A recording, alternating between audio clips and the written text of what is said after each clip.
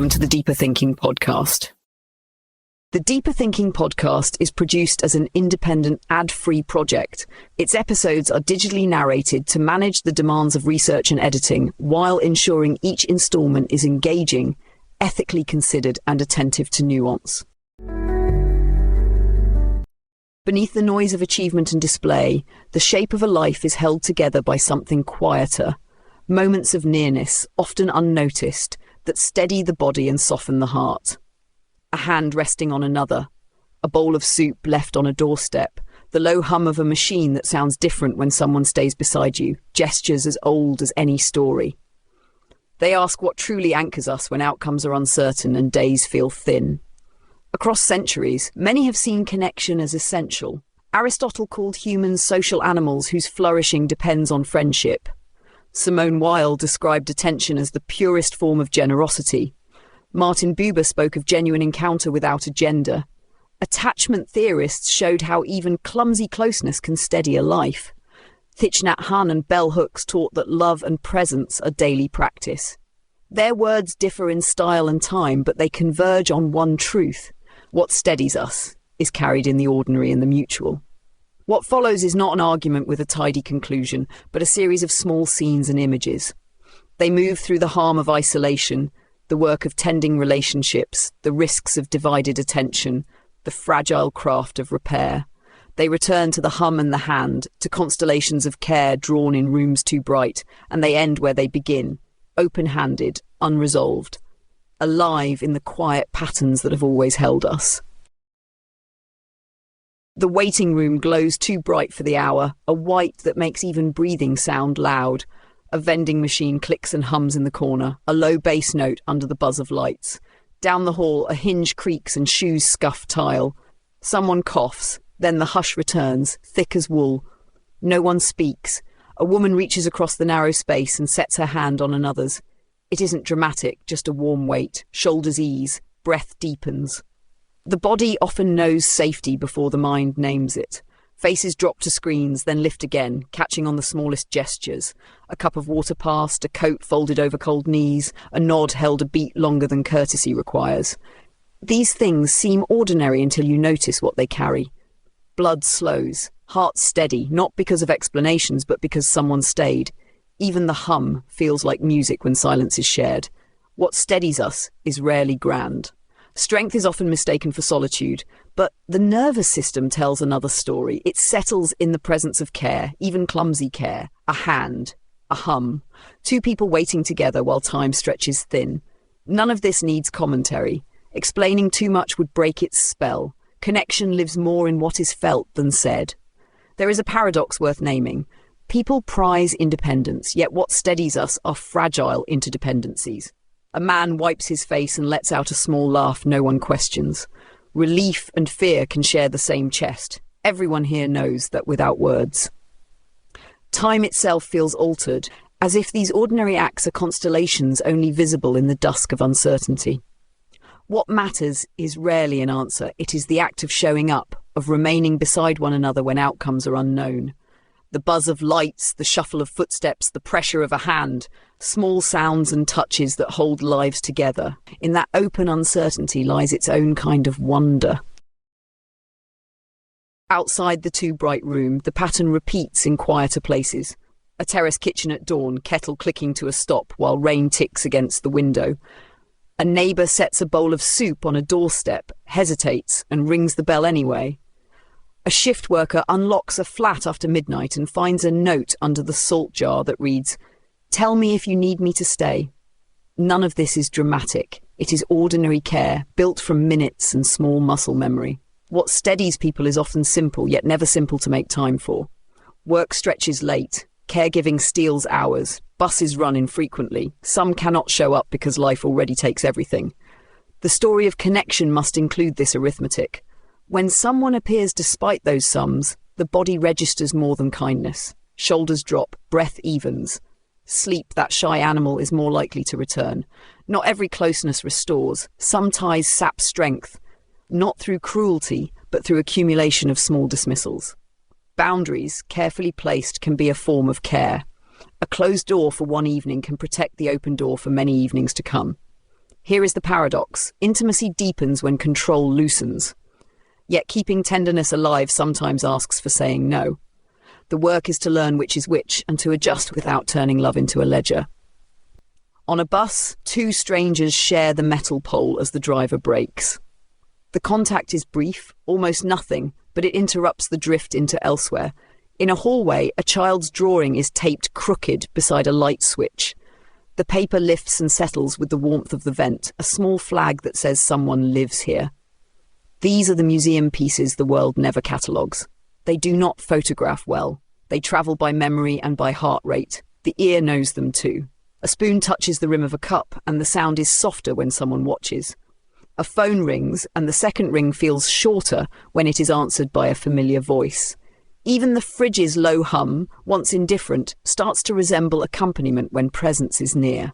Bodies are tuned for this across time and circumstance. None of this offers a guarantee.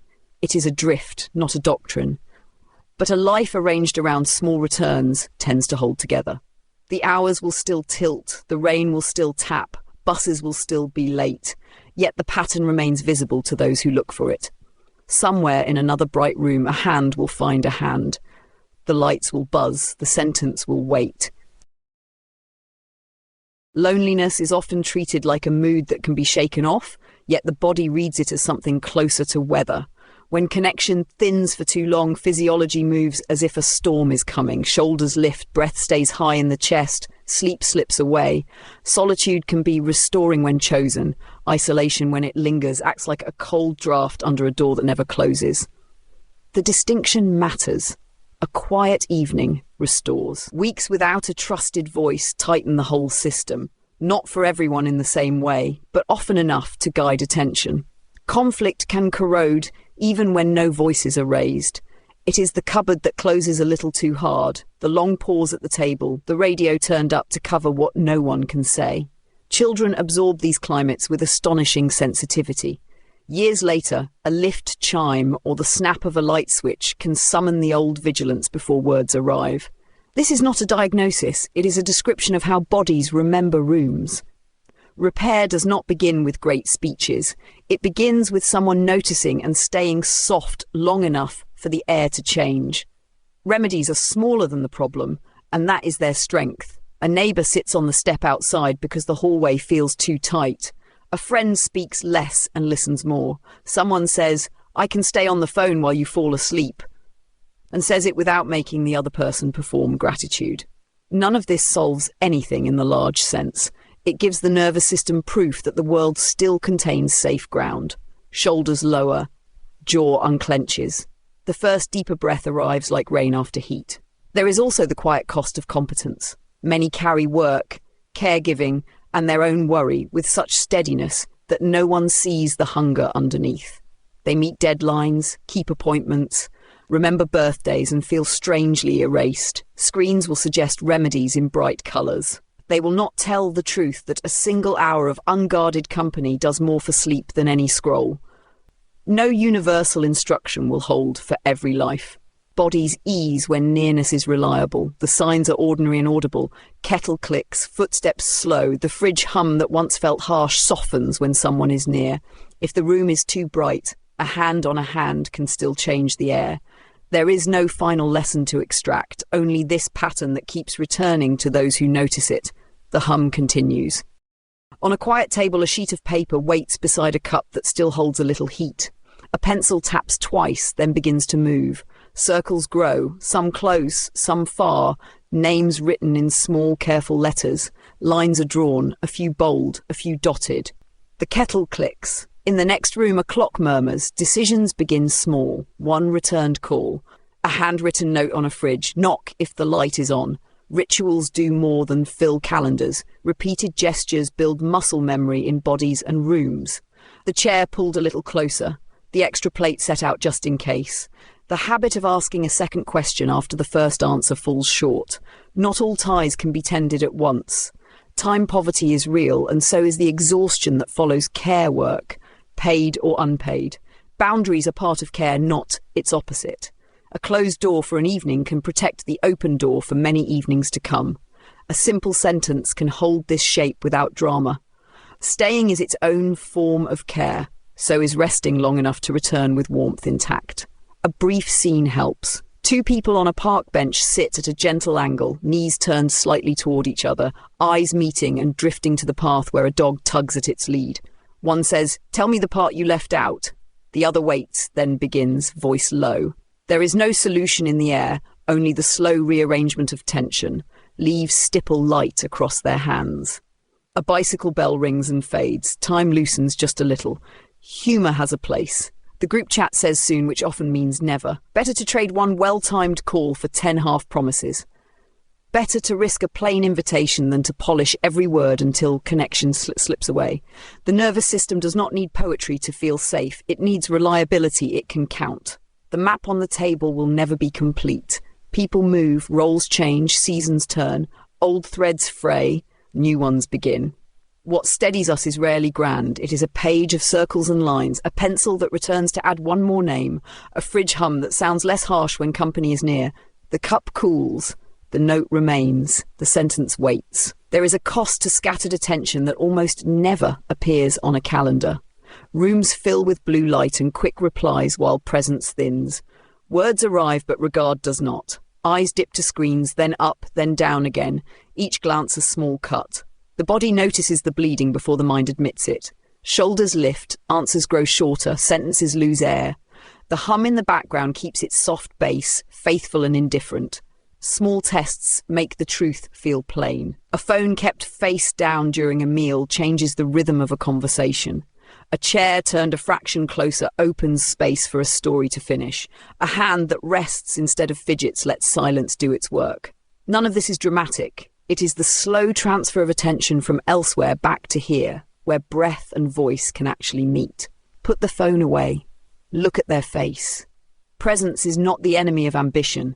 It is the scaffold that keeps striving from hollowing out. The culture rewards display, not listening. Likes arrive faster than understanding.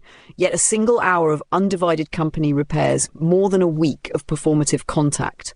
A kettle clicks. A cup is set down. The first unguarded sentence appears.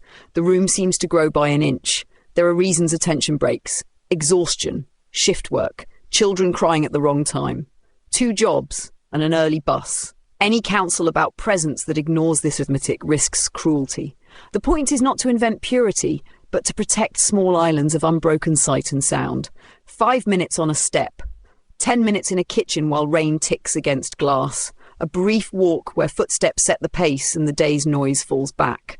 Performance is tempting because it feels safer than being seen. Polished closeness wins approval quickly. It rarely feeds. Warmth unspoken becomes warmth unfelt. Better a clumsy question than a flawless performance of interest. Better a plain sentence than a perfect script. The nervous system trusts what it can measure in tone and eye, not what it can scroll.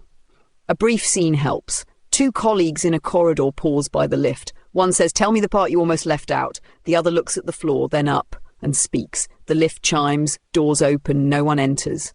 The moment is small and decisive.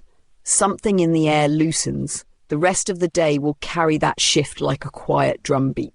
Attention is the most basic form of care. It cannot be stockpiled. It only exists in the moment it is given. The buzz of lights, the soft fridge note, the half-remembered song from a neighbouring flat all sound different when shared. Presence turns noise into accompaniment. The hum continues. The hand is steady. The sentence waits. Imagine a room that remembers for everyone. A soft chime offers names before greetings. A voice from a speaker says, "You last spoke on a Thursday in winter." The chair warms because the system knows who has arrived. A bracelet vibrates twice to suggest a question the other person will like. Forgetting becomes rare. Moments are cued like scenes in a neat play. The effect is smooth and startling. Hesitation disappears. Convenience is not care. Automation can carry many small weights. It can prompt kindness on days when the mind is foggy. It can return a birthday that would otherwise fall through the cracks. It can stitch a busy circle together with reminders and summaries. This is the best case. It helps. Listen. The hum that once comforted begins to press on the ears. It has a crowded sound now, a static that fills the gaps where a human pause might live. A phone suggests a sympathetic reply. A wrist suggests a plan for next week. The conversation proceeds, accurate and thin. Warmth is an effect rather than a pulse. A joke arrives on time and lands without weight. The air does not change. A line appears on a screen. Would you like me to remember that for you? The answer is easy to touch. Yes makes life smoother. Yes also drains a kind of strength.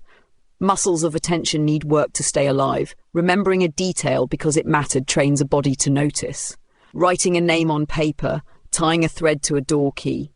Turning back to ask one more question trains the same thing. These small, clumsy acts leave a trace that an archive cannot carry. There is a kinder mirror to this imagined future. Tools can serve without taking the lead. A calendar can hold the time for soup on a doorstep. A note can prompt a call that will not be delegated. A list can help a tired mind make room for a friend's rough day. Technology can be a table, not a host. Speculation has limits. No one knows how far the smoothing will go or how much texture will leave with it. What can be said is plain. Tenderness is born in the act of tending. The body trusts what it feels in the room. A pause that is not filled. A question that is not suggested. Repair often begins in small rooms. A latch clicks. A chair slides back a few inches. The kettle hushes. The air feels thick from words that missed their mark and settled into corners. What keeps a bond alive is not the absence of harm, but the willingness to face harm without armour. A single gesture can start the mending. An apology offered with no demand in return. A question asked with curiosity rather than a verdict. Silence held long enough for pain to be spoken without hurry. Conflict does not always arrive as shouting. Sometimes it is the long pause at the sink or the cupboard that closes a little too hard. Bodies learn these climates. Shoulders stay high. Breath stays short. Repair changes the weather a degree at a time. A coat is placed on a chair rather than on the floor. A glass of water appears without instruction. A phone is turned face down. These details are not decorative. They are the conditions under which speech can begin again. They are simple and ordinary. The room changes shape anyway. Boundaries belong in this craft. Some ties bruise by inches. Distance can protect tenderness when closeness would grind it down. There can be a release without malice. A sentence like, safe distance for now keeps dignity intact. Repair is not the same as return. It is the choice to carry truth without sharpening it into a blade. Witnessing holds more than judgment ever could. The work is not to win, but to understand enough that safety can grow again. Even in disagreement, tone can say, this connection ranks higher than victory. The body hears that sentence even when it is never spoken. Heart rate slows, the jaw unclenches, the room grows by an inch. Humour helps when it arrives gently.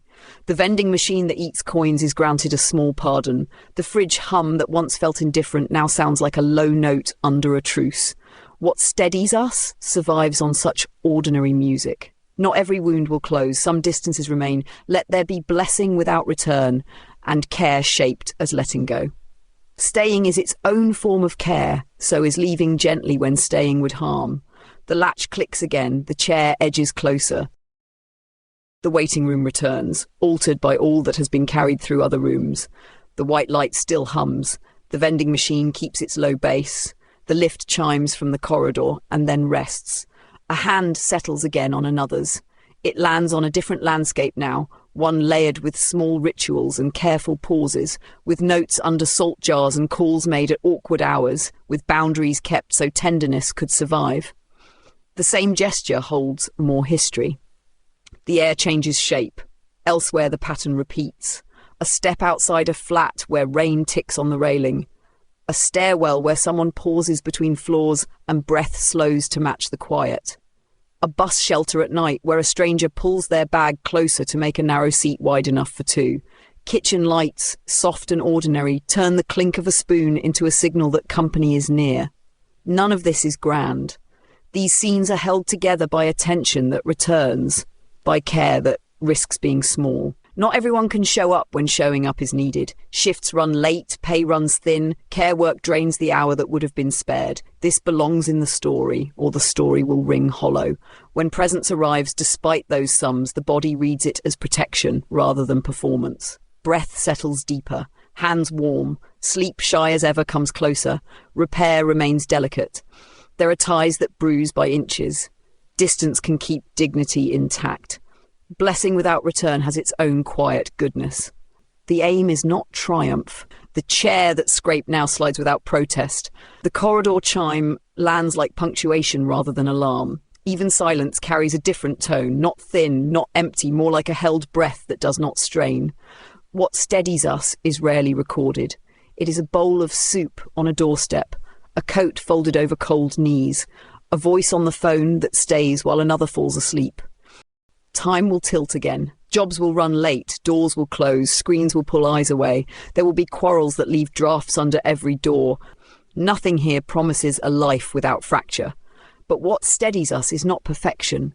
It is the stubborn, repeated practice of attention. The hum that once pressed now steadies. The silence that felt empty now sounds like a held breath.